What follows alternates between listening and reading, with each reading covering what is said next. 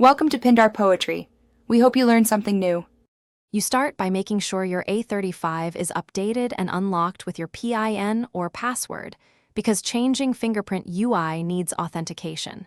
Once done, open Settings and tap Biometrics and Security.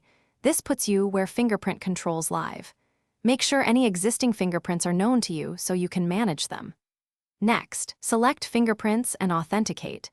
This first step grants access to options where the fingerprint animation or related appearance can be adjusted, and once authenticated, look for a fingerprint animation or appearance option inside the Fingerprints menu. Samsung sometimes exposes an animation selector directly. If you don't see it, go to Galaxy Store and install GoodLock and its theme park or Lock Star module.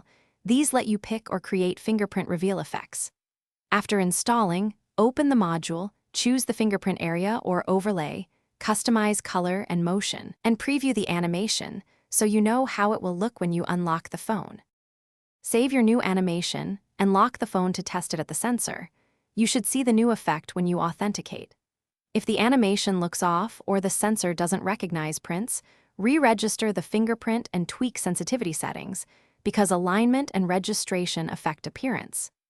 If changes don't apply, restart the device, ensure One UI and Good Lock modules are updated, and then try again.